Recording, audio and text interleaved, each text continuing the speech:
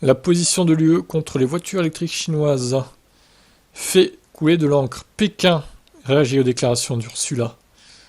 Qu'est-ce qu'ils ont dit, les Chinois? Alors, elle veut créer donc un environnement de marché équitable, non discriminatoire et prévisible. Une déclaration pleine de sens pour favoriser le développement de l'industrie des véhicules électriques en Chine et en Europe, sans s'opposer. Le message derrière ce communiqué est assez clair. Pékin pourrait facilement mettre des bâtons dans les roues des marques européennes qui distribuent leurs modèles électriques en Chine. De son côté, l'Europe ne dit pas de vouloir d'une concurrence déloyale. Une enquête va donc être ouverte sur les subventions accordées aux véhicules électriques en provenance de Chine. Elle se dit ouverte à la concurrence, mais pas à n'importe quel prix. Elle estime que les modèles chinois sont maintenus artificiellement bas par d'énormes subventions publiques. Bon ok, alors ils ont dit quoi les Pékinois là?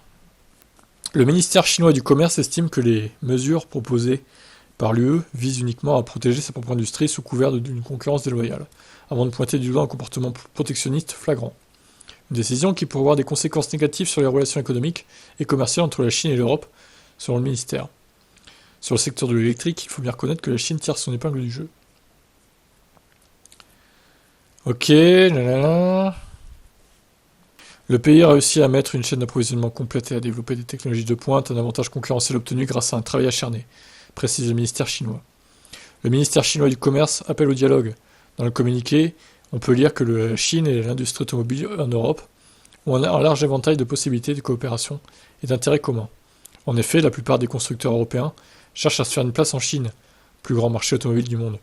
Volkswagen cherche notamment à investir dans les acteurs locaux pour se faire une place.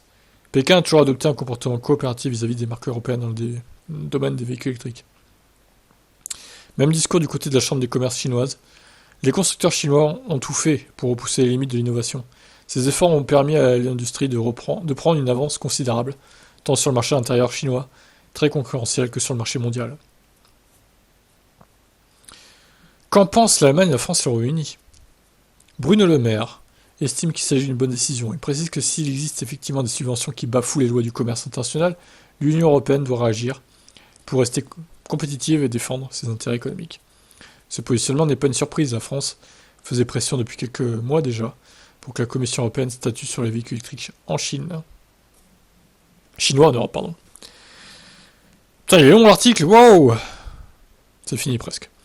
Même ligne pour Robert Habeck, ministre fédéral allemand de l'économie, pour qui il y a bien une concurrence déloyale.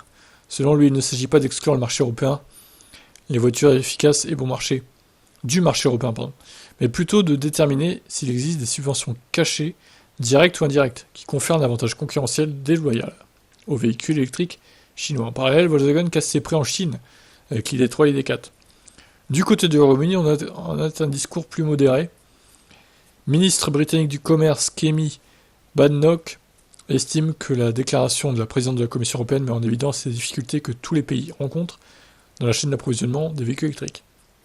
Avant de préciser que pour l'heure, on doit juste veiller à ce que notre industrie automobile survive et prospère. Très bien.